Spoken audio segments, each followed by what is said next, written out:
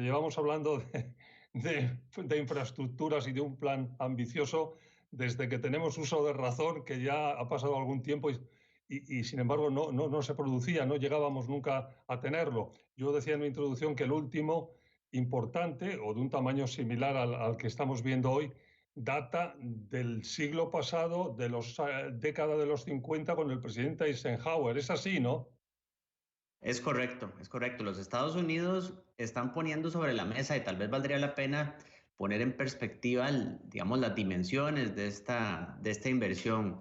Estados Unidos está poniendo un plan o poniendo en marcha un plan de inversión en infraestructura de 1.2 trillones de dólares, que esto incorpora tanto la continuación de algunos planes de inversión que ya se traían como nuevos programas que ahorita podemos hablar de cuáles son esos sectores por 550 billones de dólares. Para poner en perspectiva de quienes nos escuchan en América Latina y nos ven, estas inversiones son mayores en su magnitud al PIB de México, por poner un ejemplo.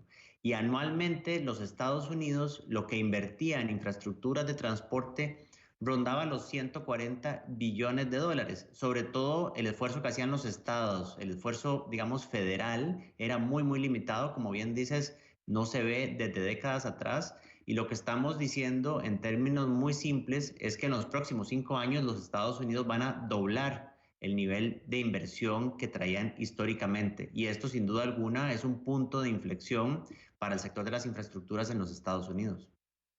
Efectivamente, y es un hito, por eso no se puede restar importancia ni trascendencia al momento, aunque hay que decir que surge por su estructura, porque tiene dos partes. Esta es la primera parte de una segunda parte, esto que comentaba yo por encima, que se supone que debe venir enseguida, que es la parte más progresista, bueno, progresista, la más enfocada en los temas verdes, de lucha contra el cambio climático, de desarrollos ciudadanos, de una serie de temas que no están todavía ahí y que eso ha hecho que, en fin, que haya existido una cierta discusión y que siga existiendo, pero la importancia es tremenda y es trascendental en estos momentos y me gustaría que en este primer bloque un poco pusiéramos en el mapa cuáles son las principales inversiones que va a traer esta parte ya aprobada de infraestructuras.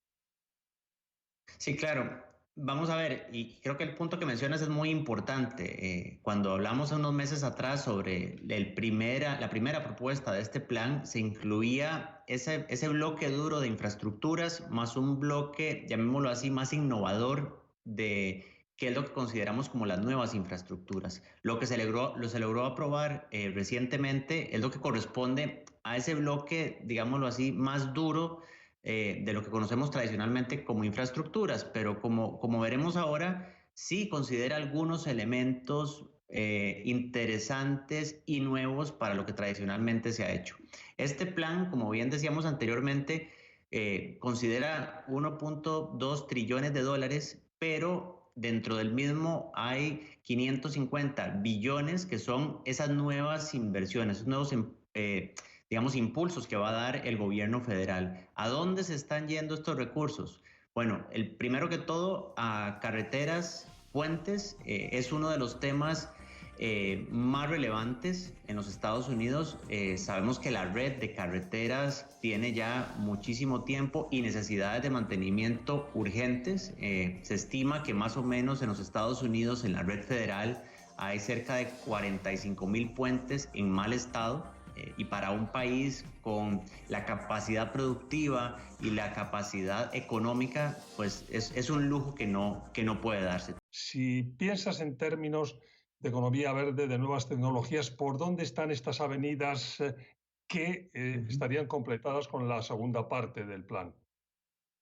Sí, vamos a ver, se dan unos primeros pasos en este plan que van, como decíamos anteriormente, número uno, por las inversiones en transporte público, que no necesariamente han sido la norma de los Estados Unidos históricamente. Entonces ahí se da un cambio de paradigma en lo que es el transporte en los Estados Unidos.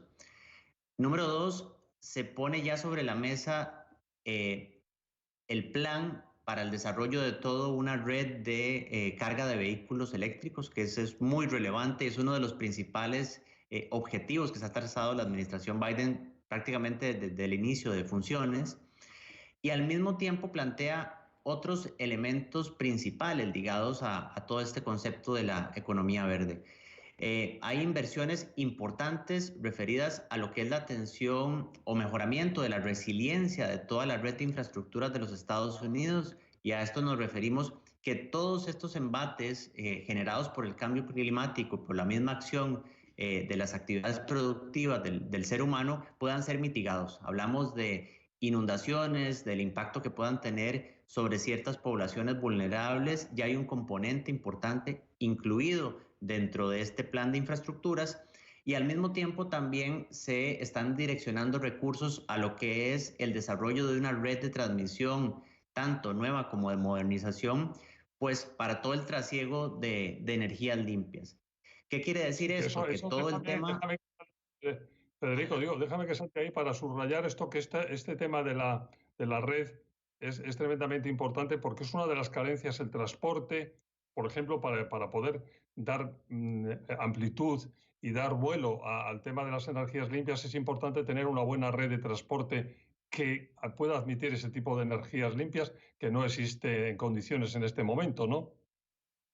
Es correcto. Los Estados Unidos tiene unas limitantes importantes en cuanto a su red de transmisión de energía, y precisamente estas inversiones lo que van a permitir es poner sobre la mesa esas arterias, esas avenidas, si lo podemos llamar así, para el transporte de energía, que permitan que independientemente de la zona en la cual se desarrollen estas actividades de energías limpias, pues puedan ser transportadas a todo el resto del país. Tú siempre me lo recuerdas cuando hablamos de estos temas, que las infraestructuras no son temas de ni siquiera de una legislación de 4 años, de 5, son temas siempre muy a largo plazo, y es muy importante contar con el consenso de la mayor parte de los políticos. Ahí es otro éxito, ¿no? El haber arrancado por lo menos el plan con una participación de senadores y de miembros de representantes de la Cámara de Representantes republicanos, que bueno, aunque no haya sido muy masiva, es suficiente para poder decir que se trata de un proyecto bipartidista. Eso te parece que es un punto, ¿no? Es un punto sumamente relevante. Hablábamos anteriormente del cambio de paradigma en lo que es transporte, ciudades, todo este, digamos, viraje hacia el tema de una economía más limpia. El segundo cambio de paradigma que me parece se logra con la aprobación de este plan es dejar de lado esa visión en la cual los proyectos que se desarrollan son exclusivamente en un periodo presidencial. Aquí se dio el paso hacia una iniciativa que trascienda las administraciones, independientemente si a futuro serán los demócratas quienes se mantengan o los republicanos quienes lleguen a la Casa Blanca. Es un paso sumamente importante. ¿Y por qué? Número uno, porque las inversiones en infraestructuras no se logran de la noche a la mañana, son proyectos que requieren de preparación, de tiempo en la ejecución. Y número dos, algo muy relevante, los competidores, en el buen sentido de la palabra, de los Estados Unidos, China, Europa, suelen llevar este tipo de elementos y de desarrollo del sector de las infraestructuras bajo una visión de política de Estado, es decir, esto es continuo en el tiempo. Los Estados Unidos necesitaban dar este cambio, perdón, para poder precisamente tener un salto en lo que es la improvisación de mirar únicamente a una administración y pasar hacia una política de desarrollo que trascienda precisamente la administración Biden. Creo que eso es un cambio muy relevante y es una señal sumamente interesante de madurez política y de disciplina que se puede imponer en los Estados Unidos hacia los próximos años. Hay un tema ahí que es muy político y que es también, bueno, forma parte de cierta polémica porque hay gente que cree más y menos en el mismo, que es el tema de que se consigan estas infraestructuras dentro de estructuras en las que la participación federal y la participación privada vayan de la mano. Eso en este país no tiene una tradición quizás demasiado allá. Bueno, hay excepciones. ¿Cómo lo ves tú, que eres especialista en eso? Sí. Me parece que es uno de los elementos y a como, digamos, ha operado tradicionalmente los Estados Unidos, que está el apoyo del gobierno federal, las decisiones que se toman a nivel estatal, ahí como bien dices, no ha habido una tradición marcada a lo largo de todos los estados de los Estados Unidos, pero sí es cierto que ya hay algunos ejemplos de esa asociación entre el sector público y privado, que me parece que va a ser fundamental. Y es algo que ya se ha mencionado durante todo el debate que hubo para la aprobación de este proyecto, es cómo se va a pagar, cómo podemos asegurar que no tenga un impacto fiscal negativo. Yo creo que en todas esas discusiones, sin duda alguna, entrará el rol de las asociaciones público-privadas.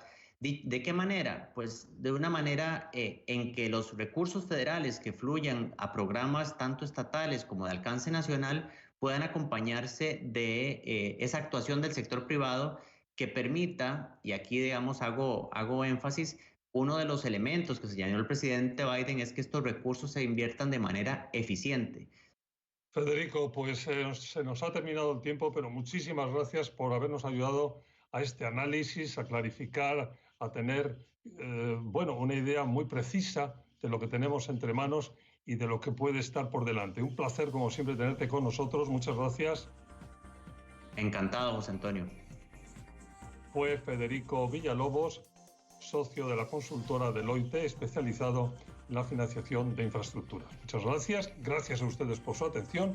Recuerden que ahora, además de esta versión estándar que están viendo, está la muy importante versión audio que pueden ustedes oír cuando quieran, en cualquier momento del día o de la noche, porque está en todas las aplicaciones más populares de podcast.